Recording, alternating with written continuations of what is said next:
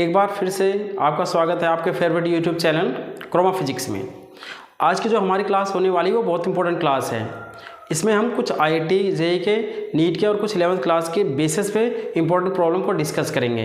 इसलिए जो आज की क्लास है बहुत इंपॉर्टेंट है और उसको बहुत ध्यान से अच्छे से देखना है। न्यूमेरिकल प्रॉब्लम को करने से पहले एक थोड़ा सा कंसेप्ट को देख लेते हैं। तो बिना समय गवाए करते हैं स्टार्ट। चलिए सबसे पहले देखिए, अगर हमारे पास n नंबर ऑफ पार्टिकल्स हैं, let there are n number of particles. कितने पार्टिकल हैं बच्चों? n number of particle of masses जिनके हैं m1 m2 ऐसा सो करके mn। हमारे पास n नंबर ऑफ पार्टिकल हैं जिनके मास m1 m2 m3 m4 ऐसे करके mn तक पार्टिकल्स हैं। तो इसके जो पोजीशन होगी, और इस वाले सिस्टम में जो सिस्टम है ये पूरा जिसके अंदर n नंबर ऑफ पार्टिकल है, उसमें से ना तो कोई मास एंटर कर रहा है ना ही उस सिस्टम से कोई मास बाहर है। मतलब टोटल जो मास है उस सिस्टम का क्या है? कांस्टेंट है। तो ये जो मासेस का सम है, टोटल मास का जो सम है m1 + m2 अगर हम कर दें तो total mass of the system आ जाएगा। उसको हम क्या कहेंगे? Capital M। तो कैपिटल M क्या है? m1 + m2 + m3 ऐसे करके up to so n। Total mass of the system, total mass of system या particle, total mass of particles. ठीक है। अब देखो इसका पोजीशन ऑफ द, अगर n नंबर ऑफ पार्टिकल्स हैं जिनके मासेस ये हैं तो इसकी पोजीशन क्या होगी? Position of the particle r1 r2 r3 ये सब होंगे। ठीक है। तो पोजीशन क्या होंगी? r1 r2 r3 ऐसे सो ऑन करके। तो उनका सेंटर ऑफ मास क्या होगा? Position of centre of mass of n number of particle जिनकी डिस्टेंस क्या है? r1 r2 r3 है। तो position of centre of mass of n number of particle, तो क्या होता है formula? m1 r1 + m2 r2 plus ऐसे करके कहाँ तक? mn rn अपॉन में m1 + m2 प्लस ऐसे करके कहाँ तक? mn तक। अभी मैंने बताया ये टोटल मास है, ये सिस्टम का क्या है? कांस्टेंट। इसको हमने ले लिया क्या? Capital M। देखो इसको क्या लिख दूँ मैं? m1 r1 + m2 r2 so on करके प्लस mn rn अपॉन में m। तो ये क्या आ गया? पोजीशन ऑफ सेंटर ऑफ मास। इसको याद रखना है पोजीशन ऑफ सेंटर ऑफ मास निकालने के लिए। अगर हम इसको देखो यहाँ पे मल्टीप्लाई कर दें m को इधर से, तो ये क्या हो जाएगा? m position of centre of mass equals to क्या आ जाएगा? m1 r1 + m2 r2 plus on mn rn। इसको डिफ्रेंशिएट कर देते हैं किसके? With respect to time. Differentiate करो विद रिस्पेक्ट टू टाइम के रिस्पेक्ट में। टाइम के रिस्पेक्ट में चलिए हम इसको क्या करते हैं? डिफ्रेंशिएट। तो क्या हो जाएगा? देखो d/dt mRco centre of mass equal to क्या हो जाएगा? ये देखो m कांस्टेंट होगा तो मैं ऐसे डायरेक्टली लेता हूँ m1 dr1/dt, सबके अंदर चला जाएगा ये d/dt, m2 dr2/dt plus mn drn/dt। ये सभी को समझ में आ रहा होगा। m कांस्टेंट है तो यह बाहर आ जाएगा, तो m क्या बचेगा? dr centre of mass upon में dt इजिकल टू ये वाली चीज़ से वैसे उतार लेंगे m dr1/dt plus m2 dr2/dt plus mn drn/dt। तो dr1/dt को हम क्या कहेंगे? v1, इसको क्या कहेंगे? v2 और इसको vn। देखो क्या हो जाएगा? m ये वाली चीज़ यहाँ आ गई, m इसको कहेंगे velocity of centre of mass. ये क्या हो गया? Velocity of centre of mass. ये कितना हो जाएगा? m1 v1 plus m2 v2 ऐसे करके सोन कहाँ तक? Plus mn vn। ठीक है। इस m को नीचे ले जाओ तो ये क्या आ जाएगा? अपॉन में m। तो ये क्या आ गया? वेलोसिटी ऑफ सेंटर ऑफ मास निकालने का फॉर्मूला। ये सेकंड हो गया। फर्स्ट हमारा क्या था, पोजीशन ऑफ सेंटर ऑफ मास, और सेकंड क्या हो गया, velocity of centre of mass क्या हो गया, m1 v1 plus m2 v2 plus ऐसा ऐसा करके mn अपॉन में total mass of the n number of particles का टोटल मास। अगर मैं इसको अगेन डिफ्रेंशिएट करूँ वेलोसिटी को, अगेन डिफ्रेंशिएट, तो क्या हो जाएगा, देखो m को इधर ले गए तो क्या हो जाएगा d/dt, m कांस्टेंट हो जाएगा तो बाहर आ गए, क्या हो जाएगा वेलोसिटी ऑफ सेंटर ऑफ मास। आपको समझ में आ रहा होगा जैसा भी हमने ये करा था। m यहाँ रखेंगे तो d/dt, जैसे हम यहाँ हैं d/dt लिखूँगा मैं अगर, तो m क्या है बाहर आ जाएगा और यहाँ क्या बचेगा, m यहाँ आ जाएगा d/dt और velocity of centre of mass. तो ऐसे हमने क्या लिख लिया डायरेक्टली ऐसे, तो वेलोसिटी ऑफ सेंटर ऑफ मास। अब इसको देखो ये क्या आ जाएगा m1 dv1/dt plus m2 dv2/dt plus ऐसे करके mn dvn/dt। तो ये क्या आ जाएगा m, ये क्या आ जाएगा वेलोसिटी का डेरिवेटिव है तो क्या आ जाएगा acceleration of centre of mass equal to क्या आ जाएगा m1 a1 plus m2 a2 so on करके कितना mn an। या फिर acceleration of centre of mass निकालना है तो मास को मैं यहाँ ले जाऊँगा नीचे कैपिटल M। ये क्या आ गया मेरा acceleration of centre of mass. देखो ये आ गया पोजीशन ऑफ सेंटर ऑफ मास निकालने का फॉर्मूला, ये आ गया second velocity of centre of mass, and third is acceleration of centre of मास। जो n नंबर ऑफ पार्टिकल्स हैं उनकी अगर पोजीशन निकालनी है तो पोजीशन से m1 मल्टीप्लाई कर देंगे, वेलोसिटी निकालनी है तो जो m1 की वेलोसिटी है उससे मल्टीप्लाई करेंगे m2 की वेलोसिटी को m2 वाले से, तो और एक्सेलरेशन निकालना है तो a1 को m1 से और a2 को m2 से, ऐसे करते करते हम क्या करते हैं ऐड करते जाएंगे अपॉन में total mass of the n number of particles of the system. तो ये हमारा क्या है पोजीशन, वेलोसिटी और एक्सेलरेशन निकालने का फॉर्मूला है। अब इनके बेस पे कुछ न्यूमेरिकल प्रॉब्लम्स को लेते हैं। देखो n नंबर ऑफ पार्टिकल्स के ऊपर ही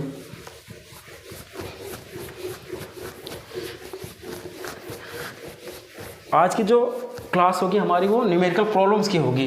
तो न्यूमेरिकल ये पहले भी कंसेप्ट समझाया है, न्यूमेरिकल प्रॉब्लम अगर आप लोग सोल्व करना सीख जाएंगे तो प्रॉब्लम ही सोल्व, तो अपने आप कंसेप्ट बिल्ड होता है। अगर प्रॉब्लम सोल्व हो गई तो कंसेप्ट अपने आप ही बिल्डअप हो जाएंगे। सपोज पहले हमारे पास एक पार्टिकल है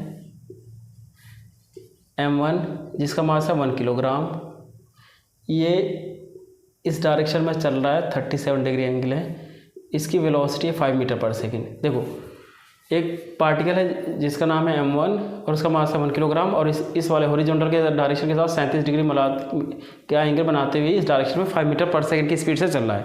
ये तो पहला पार्टिकल है। एक दूसरा पार्टिकल है, ये हॉरिजॉन्टल के साथ ऐसे चल रहा है इस वाले डायरेक्शन में, इसका एंगल कितना है 37 डिग्री और इसकी जो स्पीड है वो है 10 मीटर पर सेकेंड। ठीक है, इसको मैंने कह दिया m2 और इसका मास भी 1 किलोग्राम है।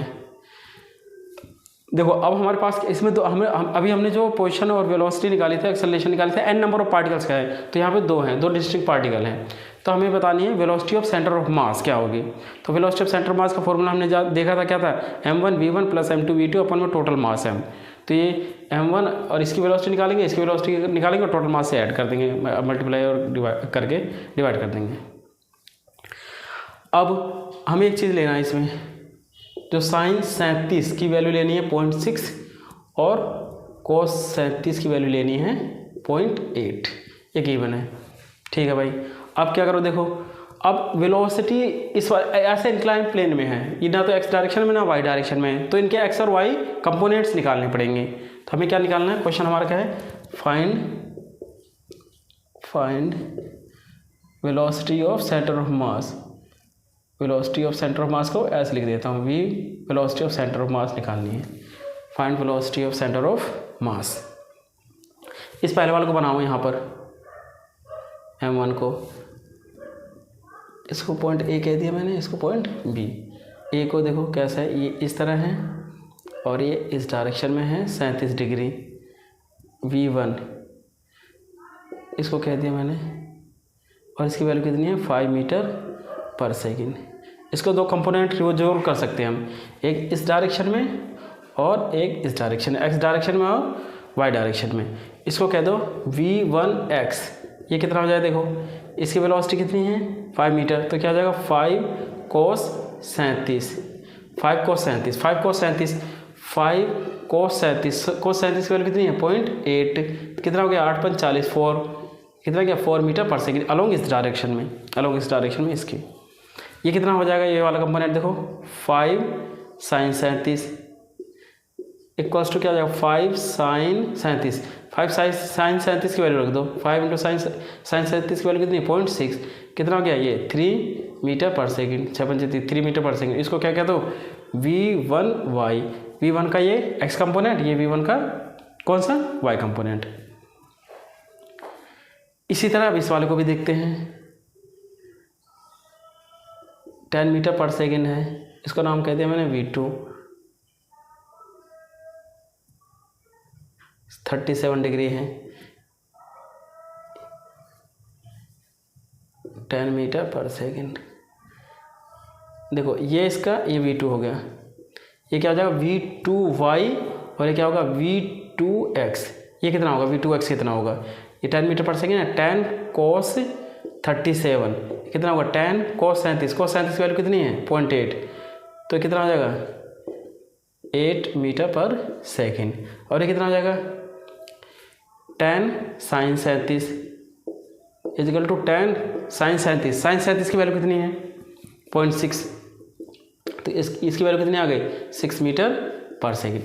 अब देखो जो वेलोसिटी v1 है और जो वेलोसिटी v2 है, इसके x और y कंपोनेंट दोनों के, v1 और v2 के दोनों के x और y कंपोनेंट हमें क्या हो गए पता चल गए।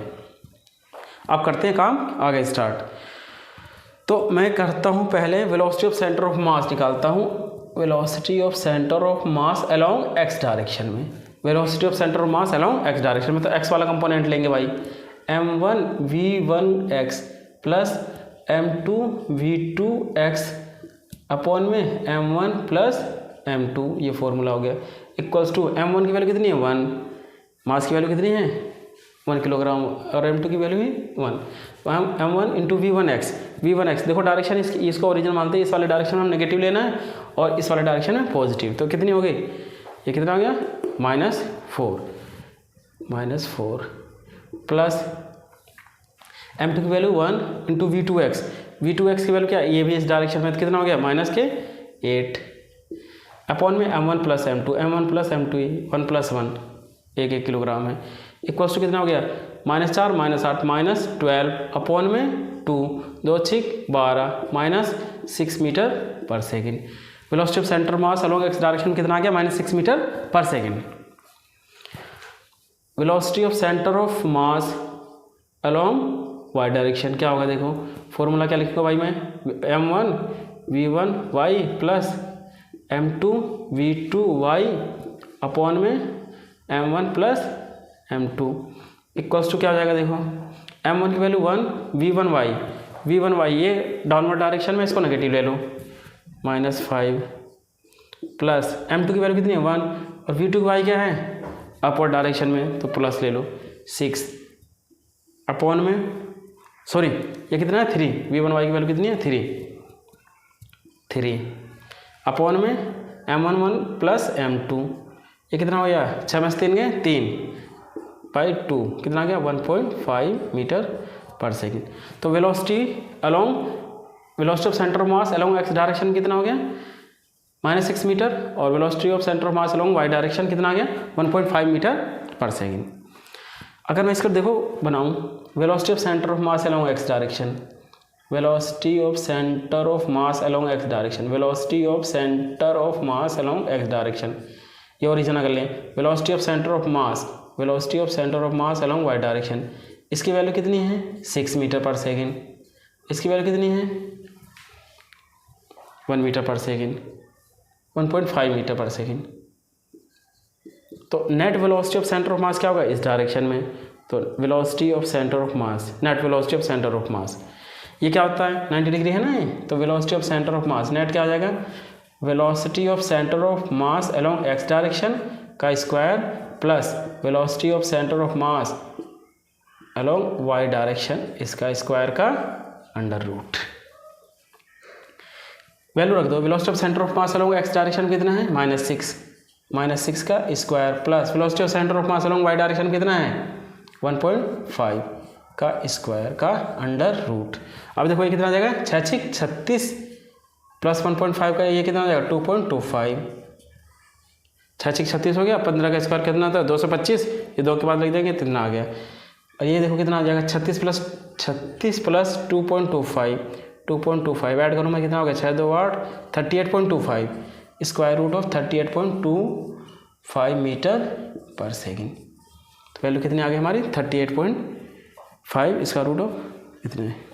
अगर ये एंगल सपोज जो थीटा है, अगर ये जो velocity of centre of mass x direction के साथ थीटा एंगल बना रही है, तो मैं यहाँ क्या लिखूँगा tan theta equal to velocity of centre of mass along y direction का मोड अपॉन में velocity of centre of mass along x direction, इसका मोड ले लो। तो ये क्या आ जाएगा हमारे यहाँ थीटा की value, velocity of centre of mass along y direction कितना 1.5 और ये क्या है 6 है। तो इसको सोल्व करेंगे तो हमें थीटा की वैल्यू भी निकल जाएगी। तो हमें निकालना क्या था find the velocity of centre of mass. तो velocity of centre of mass कितना आ गया इतना आ गया। ये चीज़ आपको अच्छे से समझ में आ गई होगी। चलिए करते हैं next problem.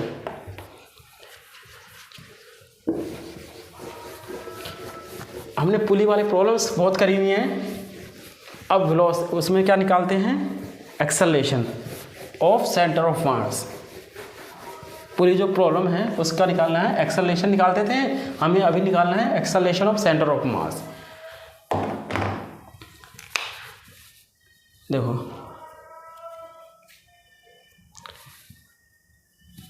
Acceleration of centre of mass निकालना पुली का।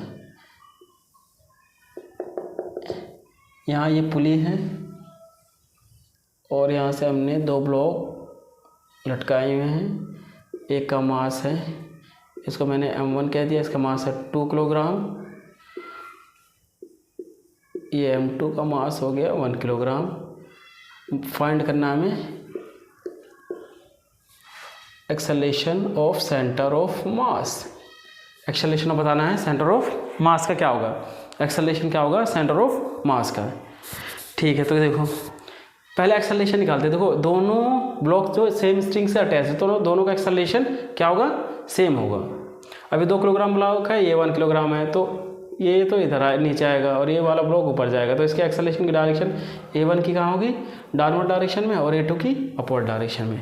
लेकिन A1 और A2 होंगे आपस में बराबर ही।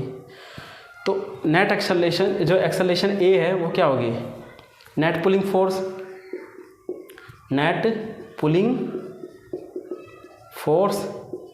अपॉन में नेट पुलिंग फोर्स क्या होगा। देखो नेट पुलिंग फोर्स क्या होगा, ये वाला ब्लॉक देखो टेंशन तो इंटरनल हो गए, इसका फोर्स क्या होगा डाउनवर्ड डायरेक्शन में। ये कितना होगा 2g, मास 2 किलोग्राम है, मास इंटू जी 2g, ये क्या होगा 1g। ठीक है, तो 2g डाउनवर्ड और ये भी डाउनवर्ड। तो नेट पुलिंग फोर्स क्या है 2g माइनस 1g अपॉन में m1 प्लस m2, 2 और 2 प्लस 1 कितना हो गया 3, कितना आ गया 2 में से g/3। नेट पुलिंग फोर्स कितना आ गया g/3, कौन सी डायरेक्शन में डाउनवर्ड डायरेक्शन में, डाउनवर्ड।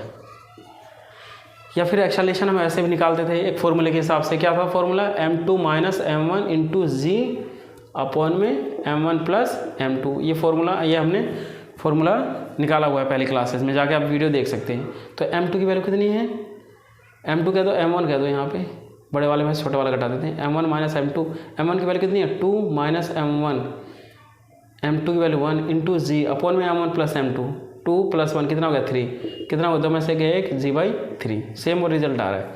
तो एक्सेलरेशन A1 A2 की वैल्यू कितनी होगी g/3 हमें। लेकिन A1 A2 की वैल्यू नहीं बतानी, एक्सेलरेशन बताना है सेंटर ऑफ मास का। ये तो इसका एक्सेलरेशन है, लेकिन हमें बताना किसका सेंटर ऑफ मास का।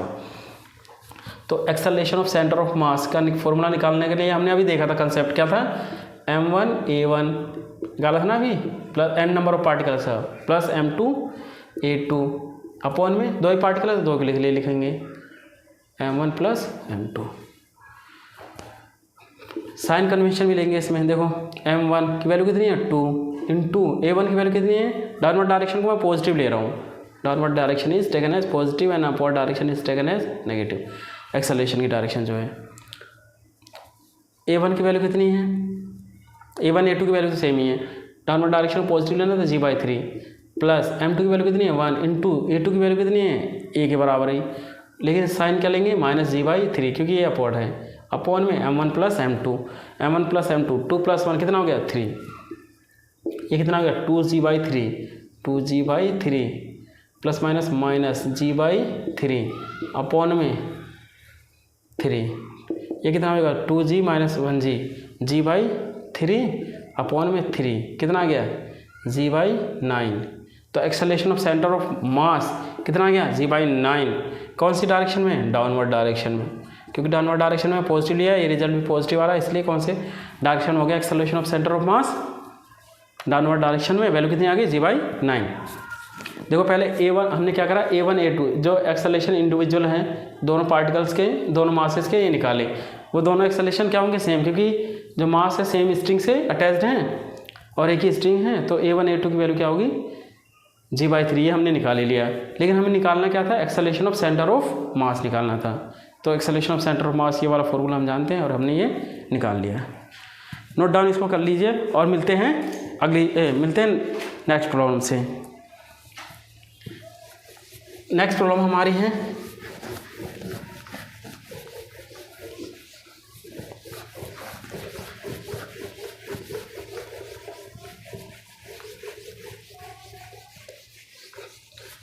आज ही की प्रॉब्लम सॉल्व करने से आपके जो सेंटर ऑफ मास के जो कॉन्सेप्ट्स हैं वो अच्छे से बिल्ड अप हो जाएंगे।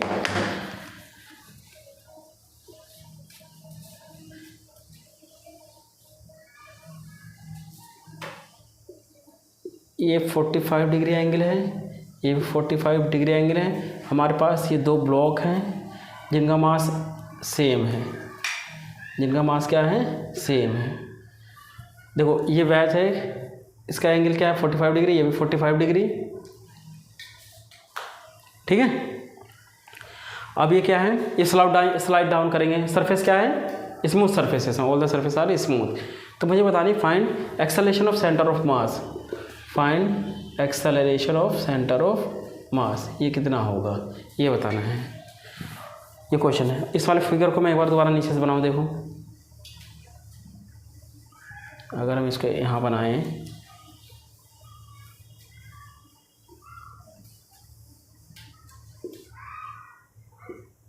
फोर्टी फाइव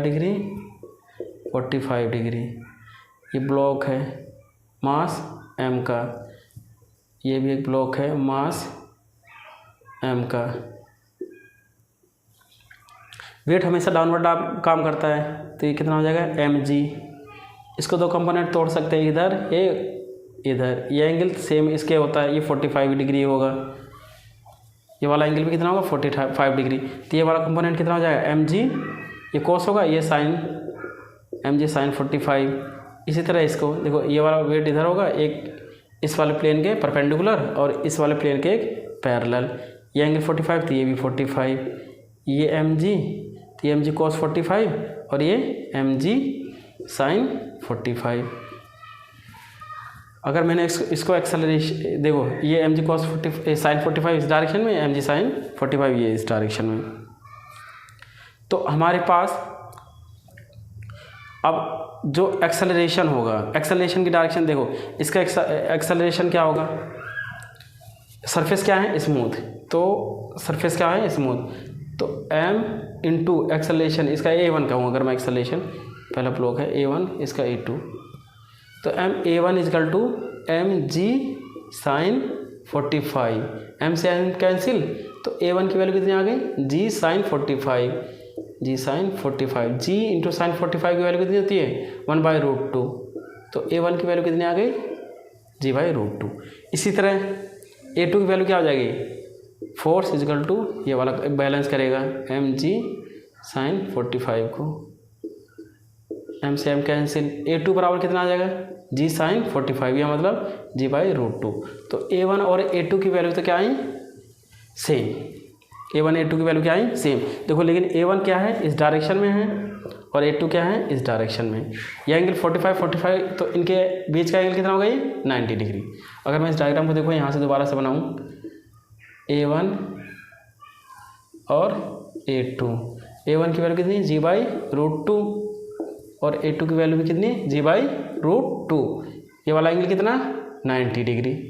45 तो ये 90 तो बचा। हम एक चीज़ जानते हैं, ये वाला फॉर्मूला जानते हैं कि अगर ये एंगल 90 डिग्री है, वेक्टर A है, वेक्टर B है, तो रिजल्टेंट वेक्टर R बराबर क्या होता है, A² प्लस B² का अंडर रूट। ठीक है, तो इसी तरह नेट जो एक्सेलरेशन होगा इनका वो क्या होगा, इसको ए कह दो, इसको AB कह दो जाए तो। ब्लॉक का नाम अगर हम AB देते हैं इसको, AA और AB, ये ब्लॉक A हो गया, ये ब्लॉक B हो गया। ठीक है, तो A और AB दोनों का एक्सेलरेशन क्या है, सेम। तो अब नेट एक्सेलरेशन क्या होगा, A बराबर क्या होगा, A प्लस AB। ये किसके बराबर होगा, देखो नेट एक्सेलरेशन किसके बराबर होगा, A का स्क्वायर कितना है, g/√2 का स्क्वायर, समझ में आ रहा है इस वाले से, प्लस g/√2 का अंडर रूट। फिर ये कितना हो गया, g²/2 प्लस g²/2 का अंडर रूट। ये कितना हो गया, g² 2g² अपॉन में 2 से 2 कैंसिल, अंडर रूट है, तो कितना आ गया g। तो नेट एक्सेलरेशन कितना आ गया हमारा, A प्लस AB की वैल्यू, AA प्लस AB की वैल्यू आ गई मेरी g। हमें क्या निकालना है, acceleration of centre of mass. Acceleration of centre of मास निकालते हैं आगे। फॉर्मूला क्या होता है एक्सेलरेशन ऑफ सेंटर ऑफ मास निकालने का, एक्सेलरेशन ऑफ सेंटर ऑफ मास निकालने का फॉर्मूला होता है हमारा ma, इस वाले ब्लॉक को ध्यान में रखना है, AA प्लस MB और AB अपॉन में MA प्लस MB। ये फॉर्मूला लगाएंगे हम एक्सेलरेशन ऑफ सेंटर ऑफ मास निकालने के लिए। देखो MA की वैल्यू क्या है, दोनों का मास सेम है, MA और MB क्या है, मास सेम है। M इंटू AA की वैल्यू कितनी है, AA की वैल्यू A रख दिया, प्लस AB, MB की वैल्यू M इंटू AB, ये ऐसे रख दिया, plus MA plus MB, MM 2M हो जाएगा। MA MB की मास क्या है, same. MA equals to MB equals to M, mass क्या है दोनों के, A और B के मास सेम है। तो कितना हो जाएगा, देखो M को कॉमन निकाल लो, अपॉन में 2M है, यहाँ क्या आ जाएगा AA प्लस AB, M से M कैंसिल, क्या बचा AA प्लस AB अपॉन में 2। A प्लस AB की वैल्यू हमने निकाली है, कितनी है G, अपॉन में कितना आ जाएगा 2। AA प्लस AB अपॉन में 2, AA प्लस AB की वैल्यू कितनी है G और अपॉन में 2 है, तो G/2 आ गया। तो acceleration of centre of mass कितना आ गया इस वाले सिस्टम के लिए, G/2। ये समझ में आ गया हो। इसी तरह एक प्रॉब्लम और लेते हैं ताकि और कंसेप्ट हमारा अच्छे से बिल्डअप हो जाए।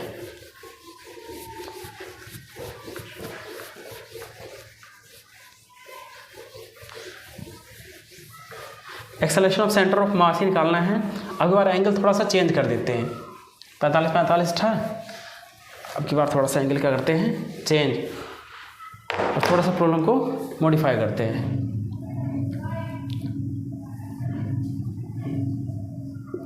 ये वाला एंगल 60 डिग्री है, ये 30 डिग्री है, और ये हमारे यहाँ पर एक पुली रखी हुई है, इससे 2 ब्लॉक अटैच्ड हैं जिनका मास क्या है, सेम।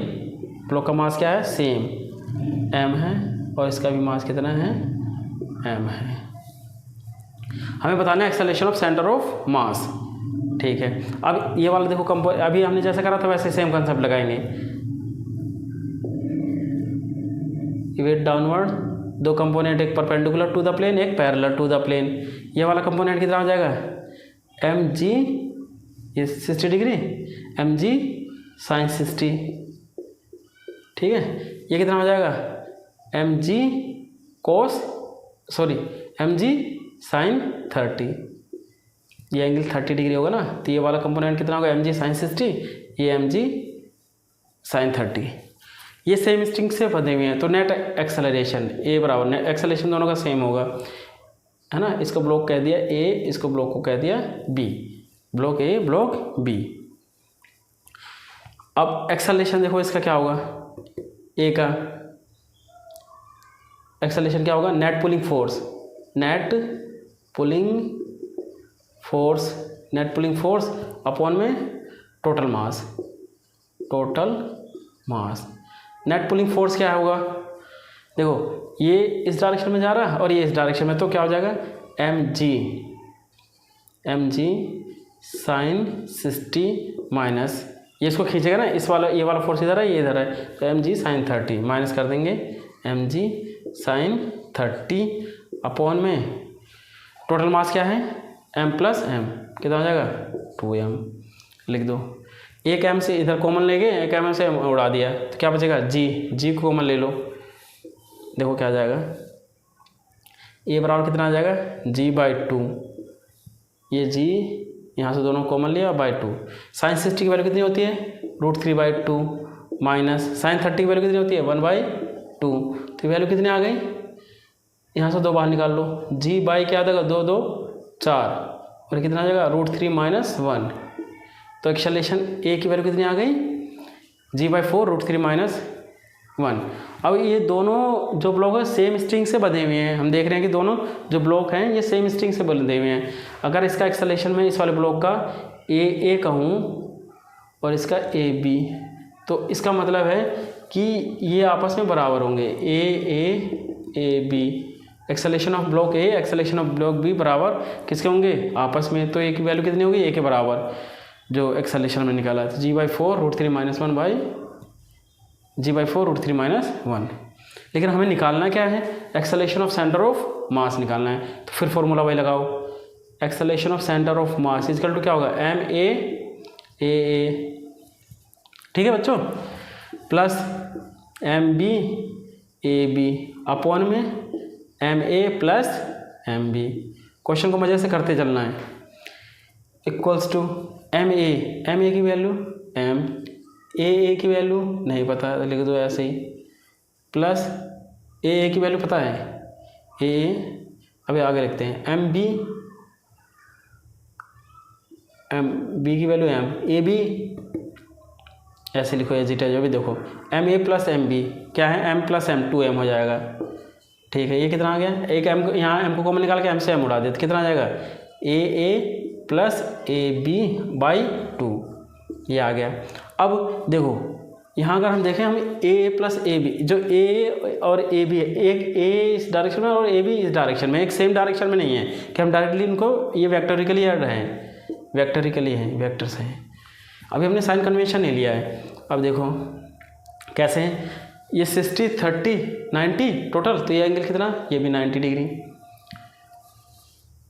ये ए होगा, अगर ये ए है और ये है कितना ए बी, इस डायरेक्शन में एक्सेलरेशन क्या होंगे, ये इस डायरेक्शन में एक्सेलरेशन इसकी है, तो ये सेम स्ट्रिंग से खींच रहा है, तो ए बी और ये ए, तो ये एंगल के बीच का हो गया 90 डिग्री, ये क्या हो गया ए बी। अब नेट एक्सेलरेशन नेट एक्सेलरेशन क्या होगा, नेट एक्सेलरेशन क्या होगा, क्या फॉर्मूला जानते हैं हम, ए 90 डिग्री जब है ए का स्क्वायर प्लस इस वाले डायरेक्शन में आ जाएगा, ए का स्क्वायर प्लस ए बी का स्क्वायर का अंडर रूट, ए का स्क्वायर प्लस ए बी का स्क्वायर का अंडर रूट, तो ए का स्क्वायर प्लस ए बी का स्क्वायर, ए का स्क्वायर ए बी किसके ए के बराबर, ए का स्क्वायर प्लस ए का स्क्वायर का अंडर रूट, ये कितना हो गया √2a। तो नेट एक्सेलरेशन कितना आ गया हमारा, ए नेट मीन्स किसकी value, a plus A B की value, a plus A B की वैल्यू कितनी आ गई √2a, यहाँ रख दो, ए प्लस ए बी की वैल्यू कितनी आ गई, ए प्लस ए बी की वैल्यू √2a अपॉन में 2 equals to √2a plus A B की वैल्यू कितनी आ गई √2a अपॉन में 2 है, ये √2 अपॉन में 2 अब ए की वैल्यू उठा दो, ए की वैल्यू क्या है g/4√3 - 1, g/4√3 - 1। अब देखो यहाँ √2 को मैं कैसे लिख सकता हूँ, √2 लिख सकते कि नहीं, √2 से √2 कैंसिल, तो कितना आ गया हमारा रिजल्ट, देखो इक्वल्स टू कितना आ गया g/4√2√3 - 1 ये क्या गया एक्सेलरेशन ऑफ सेंटर ऑफ मास। इसको एक बार दोबारा से देखते हैं। हमें acceleration of centre of mass निकालना था। ये ब्लॉक था एक जिसका मास था m, दूसरा ब्लॉक भी जिसका मास था m। इसको मैंने a ब्लॉक कह दिया, दूसरे को ब्लॉक b कह दिया। ये एंगल 60, ये एंगल 60, ये 30 डिग्री। तो नेट ये दोनों जो ब्लॉक है एक स्ट्रिंग से, कॉमन स्ट्रिंग से बने हुए हैं। तो इसका मतलब क्या है कि जो दोनों का एक्सेलरेशन होगा वो क्या होगा, सेम होगा। लेकिन एक्सेलरेशन तो सेम होगा, लेकिन हम डायरेक्टली उसको ऐड नहीं कर सकते, इसको ऐड नहीं कर सकते डायरेक्टली, क्योंकि वेक्टोरिकली है, एक इस डायरेक्शन में एक ऐसे डायरेक्शन में, और उनके बीच का एंगल 90 डिग्री है। तो जो एक्सेलरेशन है ए और ए बी होंगे, उसका ये निकाल लिया हमने, नेट पुलिंग फोर्स अपॉन में टोटल मास। तो इसकी जो वैल्यू आ गई वो तो ये आ गई। एक्सेलरेशन तो दोनों के बराबर होंगे मैग्नीट्यूड वाइज, ये होंगे। अब एक्सेलरेशन ऑफ सेंटर ऑफ मास निकालने का फॉर्मूला हम ये जानते हैं। तो एम ए की वैल्यू एम हो गई, a plus A b, a vectorically add है। तो इसके बाद हमने क्या देखा कि जो एक्सेलरेशन है इसकी डायरेक्शन ए की इस वाले डायरेक्शन में, इसकी इस डायरेक्शन में, तो नेट एक्सेलरेशन क्या हो जाएगा ए प्लस ए बी। वो क्या होगा, इसका स्क्वायर प्लस इसका स्क्वायर का अंडर रूट ले लिया, इसका स्क्वायर प्लस इसका स्क्वायर। अभी हमने पहले वाले प्रॉब्लम में देखी थी, ऐसे किया था हमने सेम। तो net acceleration A plus A B की वैल्यू कितनी आ गई, √2a। तो यहाँ पे √2a A plus A B की वैल्यू √2a आई, ये वैल्यू रखी और रिजल्ट हमारा ये आ गया। तो ये क्या गया हमारा एक्सेलरेशन ऑफ सेंटर ऑफ मास। इसको आप एक नोट डाउन कर लीजिए। इसके बाद करते हैं नेक्स्ट प्रॉब्लम। नेक्स्ट प्रॉब्लम हमारी कि उससे पहले नेक्स्ट प्रॉब्लम से करने से पहले एक बार हम कंसेप्ट को देखते हैं।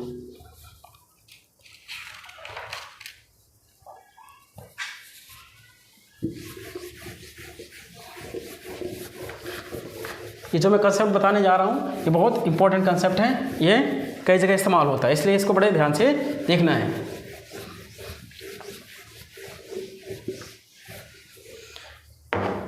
इस कंसेप्ट को बहुत ध्यान से देखना है। सपोज हमारे पास दो पार्टिकल, एक मास ए और बी, ठीक है, particle A and particle B. अब जो इसका मास है m1, इसका मास है m2। पार्टिकल ए और बी है जिनका मास m1 है और m2 है। अब मैं एज्यूम कर रहा हूँ कि इनके बीच में कोई एक्सटर्नल फोर्स नहीं है, there is no external force, no external forces is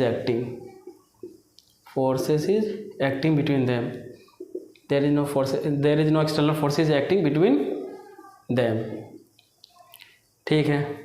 अब किसी टाइम पे लेट एट टाइम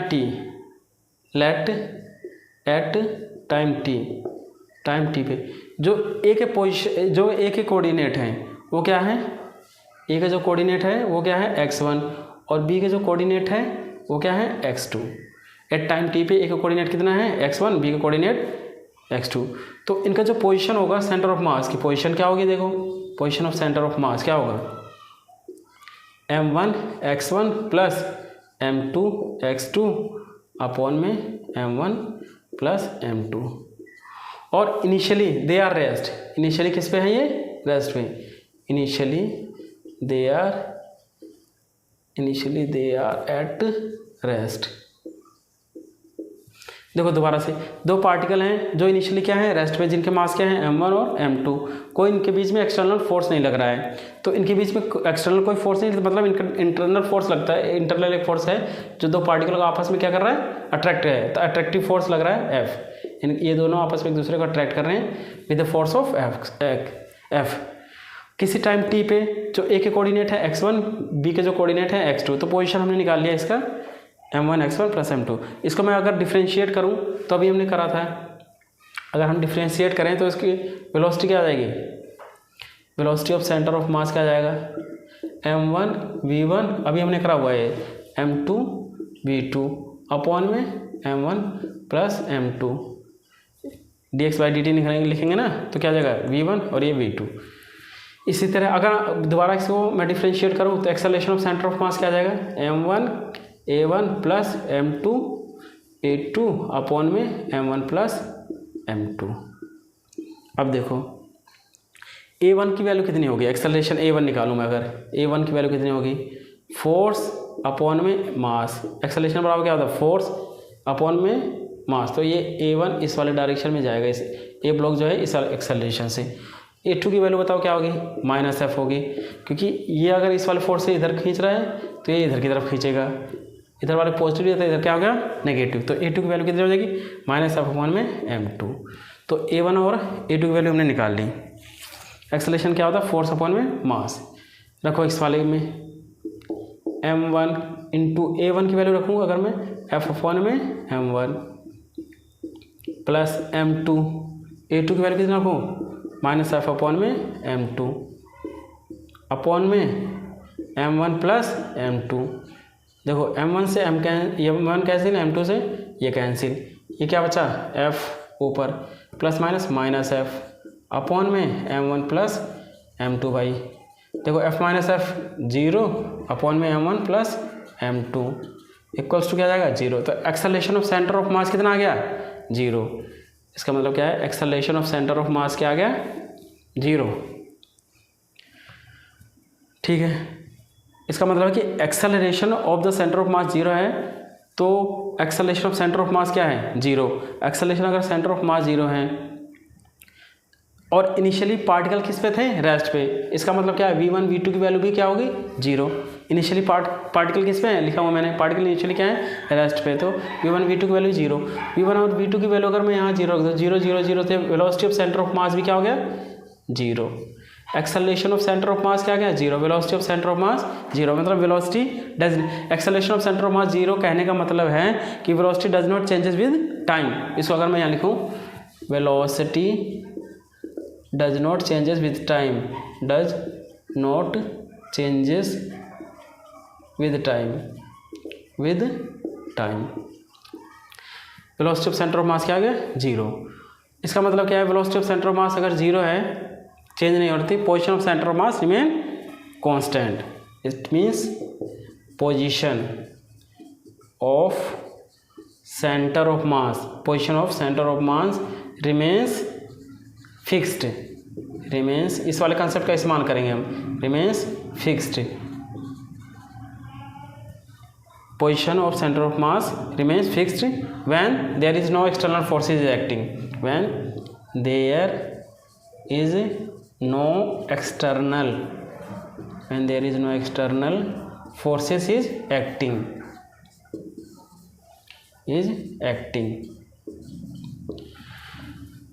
दोबारा से एक बार देखते हैं। दो पार्टिकल, एक का पार्टिकल ए, पार्टिकल बी, मास इसका m1, इसका मास m2, ये इस वाले, इनके बीच में कोई एक्सटर्नल फोर्स नहीं है और इनिशियली ये रेस्ट में है, कोई एक्सटर्नल फोर्स नहीं लग रहा है, तो इनके बीच में आपस में एक दूसरे को किसी फोर्स से, अट्रैक्टिव फोर्स से, एफ से अट्रैक्ट कर रहे हैं एक दूसरे को। किसी टाइम टी पे जो इसका कोऑर्डिनेट है ए का x1 है, बी का x2 है, तो position of centre of mass ये निकाल लिया हमने, velocity of centre mass, acceleration of centre of mass, अगर ये वाला इसको F4 से अट्रैक्ट कर रहा है, ये भी आपसे, लेकिन डायरेक्शन क्या हो जाएंगे, अपोजिट। तो A1 और A2 की वैल्यू निकाल ली मैंने यहाँ रखा, तो acceleration of centre of mass क्या हो गया, 0। कब, जब एक्सटर्नल कोई फोर्स नहीं लगता, तो acceleration of centre of mass क्या हो गया, 0। इसका मतलब है कि एक्सेलरेशन 0 कब होता है, जब वेलोसिटी चेंज नहीं होती, तो वेलोसिटी कांस्टेंट है, इसका मतलब है। लेकिन इनिशियली पार्टिकल किस में है, रेस्ट में, तो मतलब इसका क्या है, velocity of centre of mass भी 0 हो गई। Velocity of centre of mass 0 कहने का मतलब है कि position of centre of mass remains fixed with respect to time, और जब कोई एक्सटर्नल बाहर से फोर्स नहीं लग रहा है, तो हम इस कंसेप्ट का इस्तेमाल करेंगे। Position of centre of mass always remains fixed when there is no external forces is acting. अब इसी बेस पे प्रॉब्लम्स को लेते हैं। Position of centre of mass, position of centre of mass remains fixed when there is no external forces is acting. इसको लिख भी देता हूँ एक बार मैं, position of centre of mass remains fixed when there is no external forces is acting, when there is no external forces is acting,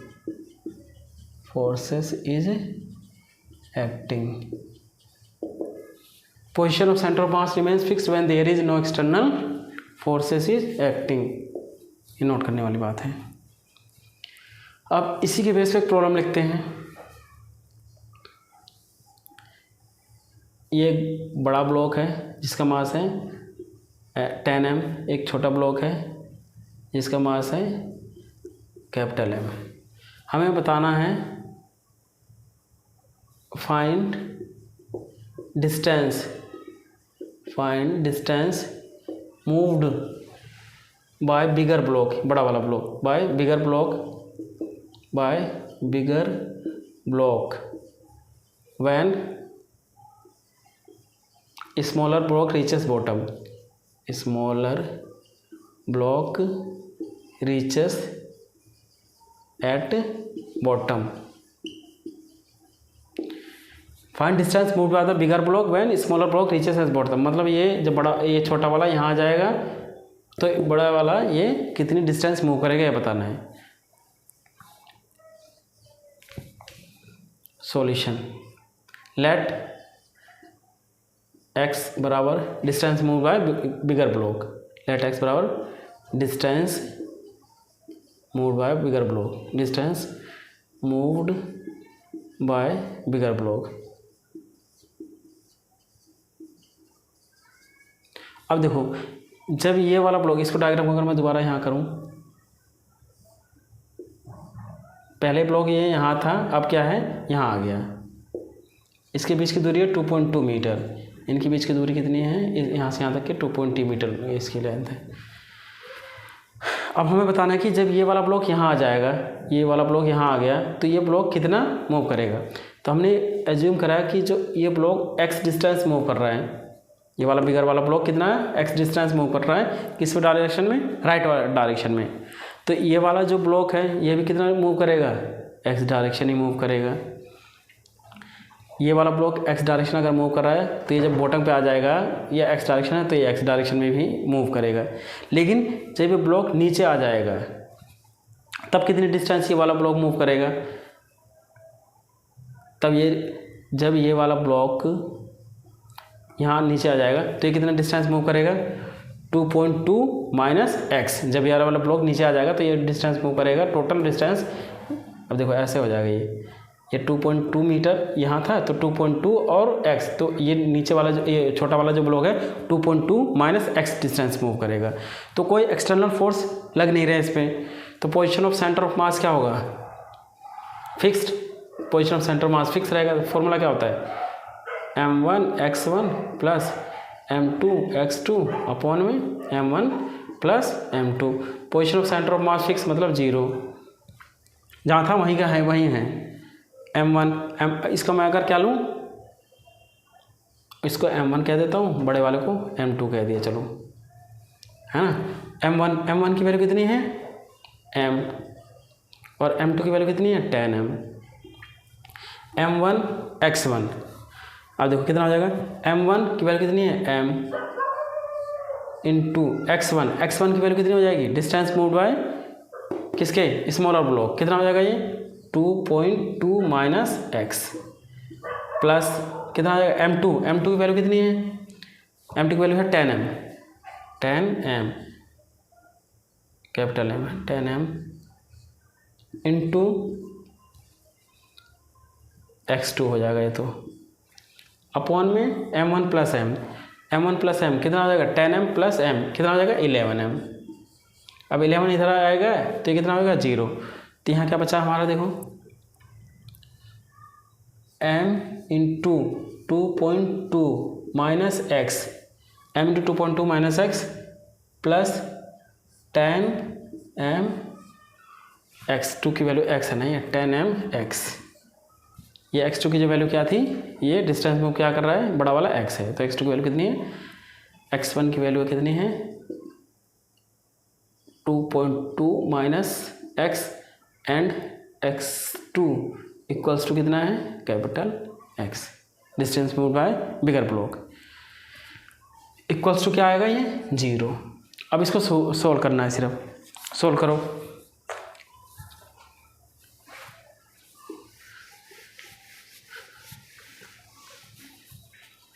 इसको अगर हम सोल्व करें देखो क्या होगा, इसको ऊपर ले जाऊंगा, यहाँ सोल्व कर रहा हूँ। 2.2m minus mx plus 10mx equals to 0।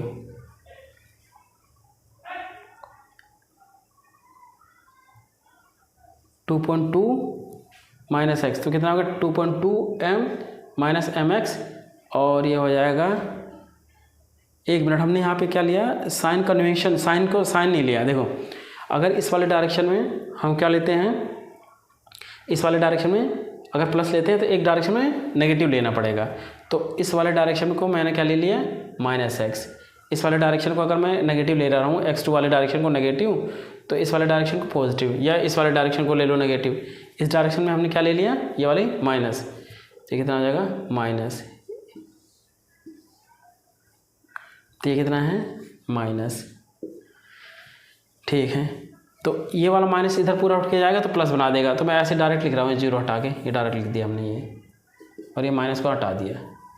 ये माइनस से मल्टीप्लाई क्यों करा हमने, क्योंकि इस वाले डायरेक्शन में नेगेटिव लेंगे और इस वाले डायरेक्शन में पॉजिटिव। तो ये कितना हो जाएगा देखो, m इंटू 2.2x 2.2m और minus mx equals to 10m फिर mx 10mx, ये कितना हो जाएगा 11mx, और ये आ जाएगा 2.2m, m से m कैंसिल, ये कितना हो जाएगा x इक्वल्स टू 2.2 अपॉन में 11, कितना हो जाएगा 11.2 metre towards right. Distance moved by bigger block is 2.2 metre towards right. एक बार दोबारा से देखते हैं, find the position of find distance move by the, question हमारा क्या था, हमारे पास पहले देखो दो ब्लॉक है, एक 10m है और एक m है मास। मुझे बताना कि distance move by the bigger block when smaller block reaches the ground. देखो दोबारा से question, find distance moved bye the bigger block when smaller block reaches at the bottom. तो हमने देखा लेट x मान लिया कि distance move by the bigger block कितना है x डिस्टेंस है, तो मैंने बताया कि जब ये x डिस्टेंस इस डायरेक्शन में मूव करेगा तो ये जब नीचे आ जाएगा तो ये करेगा 2.2 माइनस x डिस्टेंस मूव करेगा, ठीक है। पोजीशन ऑफ सेंटर ऑफ मास हम निकालते हैं, ये वाला फॉर्मूला अप्लाई करते हैं, लेकिन position of centre of mass क्या है, फिक्स्ड है, जहाँ का है वहीं रहेगा, क्योंकि इसके ऊपर कोई एक्सटर्नल फोर्सेस नहीं लग रहे, इंटरनल फोर्सेस ही हैं सारे के सारे।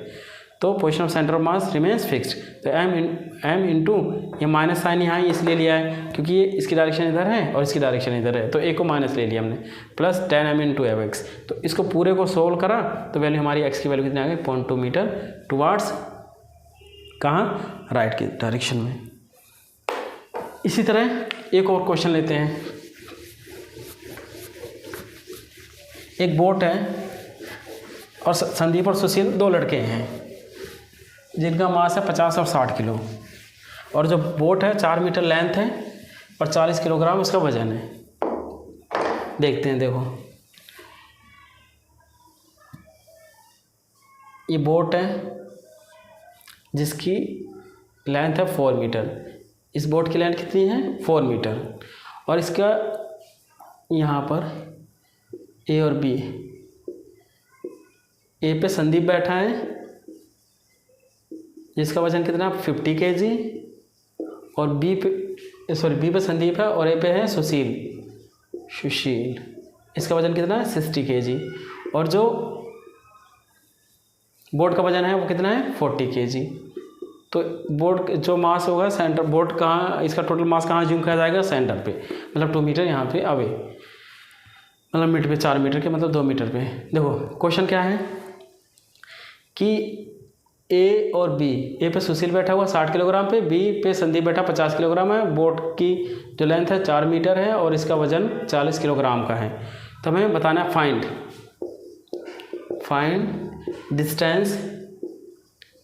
Distance moved bye boat when Sandeep and Sushil,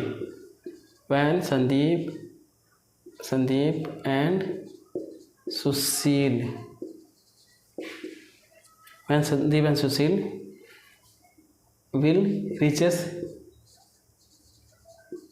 at middle of boat.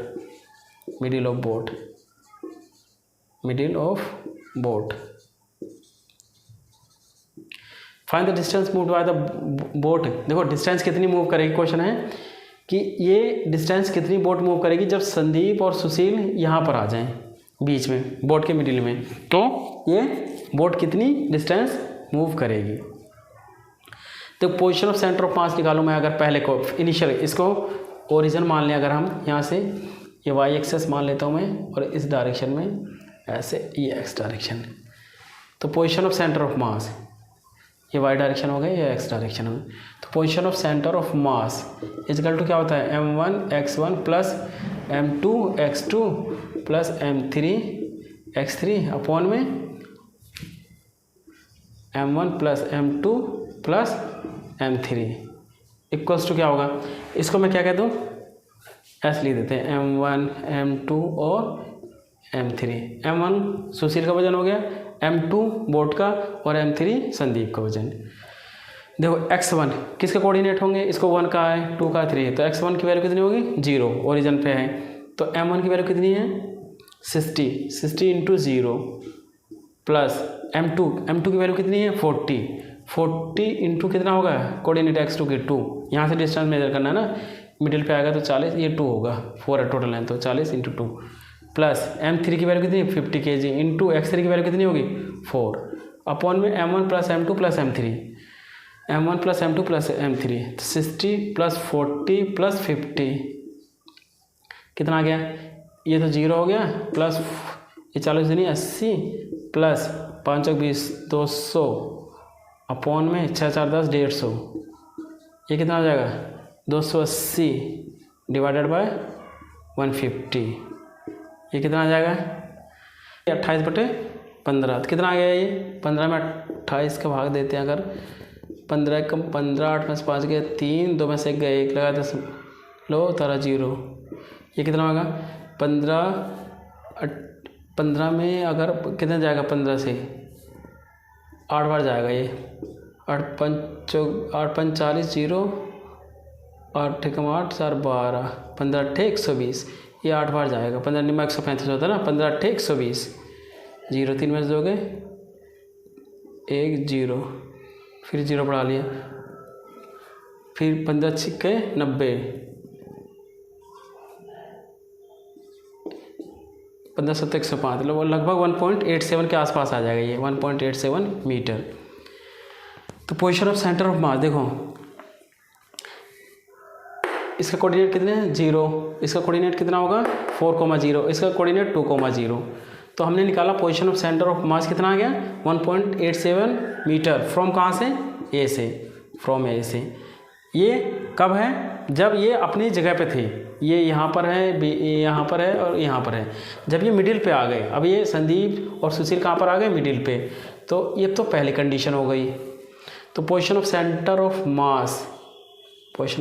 Mass final position क्या हो जाएगी, देखो इनिशियल थी, फाइनल क्या हो जाएगी m1 x1 प्लस इस वाले फॉर्मूले का इस्तेमाल करूँगा मैं, तो m1 की वैल्यू कितनी है 60 इंटू कितना लिखूँगा मैं x1 की वैल्यू 2, क्यों यहाँ पर आ गया तो इसकी यहाँ से दूरी कितनी हो जाएगी 2, तो 60 इंटू 2 प्लस कितना हो जाएगा m2 की वैल्यू कितनी है 40 इंटू 2 प्लस संदीप भी वहीं पहुँच गए, तो 50 इंटू 2 अपॉन में m1 plus m2 plus m3 कितना है total 150, m1 plus m2 plus m3। देखो 2 को कॉमन निकालो, 60 50 या फिर 150 हो गया, 60 40 100 150 150 कैंसिल, बचा ऊपर क्या 2। पोजीशन ऑफ सेंटर फाइनल कितना आ गया 2 मीटर फ्रॉम ए से। अब देखो पहले जब ये अपनी अपनी पोजीशन पे तो 1.87 सेंटर ऑफ मास की पोजीशन कितनी थी 1.87 मीटर फ्रॉम ए से। अब कितना आ गया 2 मीटर कहाँ पे, जब ये मिडिल पे आ गए तीनों। तो शिफ्ट कितना हुआ, shift in centre of mass, shift in centre of mass, centre of मास में कितना शिफ्टिंग हुई 2 माइनस 1.87। 2 में से अगर मैं घटाऊँ 1.87 देखो कितना आएगा, 10 में 7 गए 3, 9 में 7 गए 8, 0.13 मीटर। तो शिफ्टिंग कितना हुआ 0.13 मीटर और 13 सेंटीमीटर। अब देखो इस वाले में बोट में कोई एक्सटर्नल फोर्स तो लग नहीं रहा कहीं से बाहर से, there is no external forces acting on the boat. तो position of centre of mass क्या रहेगा, फिक्स रहेगा। तो position of centre of mass fix बनाने के लिए जो बोट है वो 13 सेंटीमीटर कहाँ राइट की तरफ मूव कर जाएगी। सो क्या लिखूँगा इसको मैं, so boat will move 13 centimetre towards right. एक बार से इसको दोबारा देखते बच्चों, देखो M1 M2 M3, M1 पे सुशील थे, M2 पे संदीप, वजन इनका 60 50, बोट का वजन 40 kg, लेंथ 4 मीटर। तो distance move by the block में बताना है मुझे जब संदीप और सुशील यहाँ मिडिल पे आ गए बीच में, पहले तो यहाँ पे थे और बीच में जब आगे तक बोट कितनी डिस्टेंस मूव करेगी ये हमारा क्वेश्चन था। तो हमने पोजीशन ऑफ सेंटर ऑफ मास पहले निकाला, ये फॉर्मूला निकाला है। यहाँ से हमने एक्सिस कंसीडर कर ली, ए से वाई एक्सिस, उधर से एक्स एक्सिस। तो ए के कोऑर्डिनेट x1 के पहले कितना हो गया 0, x2 के कितना हो जाएंगे 2,0 और x3 के 4,0। तो ये हमने रख दिया। और position of centre of mass initial condition में निकाली, कितनी आई 1.87 मीटर फ्रॉम ए से। जब ये मिडिल पे आ गए तो पोजीशन हमने निकाली of centre of mass final condition में, वो कितनी आई 2 मीटर फ्रॉम कहाँ से, दो पहले कितना था position of centre of mass first initially 1.87 metre, second condition में कितना हुआ 2 मीटर। जब ये कहाँ पे तीनों आ गए मिडिल पे, तीनों मिडिल पे आ गए यहाँ पे। तो शिफ्ट कितना हुआ, पहले 1.87 था, अब यहाँ पे 2 मीटर, तो शिफ्टिंग कितनी हुई इतनी की 13 सेंटीमीटर। तो ये बोर्ड जो है 13 सेंटीमीटर फॉरवर्ड डायरेक्शन मतलब राइटवर्ड डायरेक्शन में मूव कर जाएगी। तो ये आज की जो प्रॉब्लम थी, कुछ इंपॉर्टेंट प्रॉब्लम्स हमने आज डिस्कस करी हैं। अभी और इसकी नेक्स्ट वाली क्लास में हम IIT JEE और नीट के 11th क्लास की कुछ हम और प्रॉब्लम्स को डिस्कस करेंगे, क्योंकि एक ही क्लास में सारी प्रॉब्लम को डिस्कस नहीं किया जा सकता है। तो मिलते हैं नेक्स्ट वीडियो में, तब तक आप अपनी और अपनी फैमिली का बहुत बहुत ध्यान रखिए। समय देने के लिए आप लोगों का बहुत बहुत धन्यवाद। Thank you and bye bye.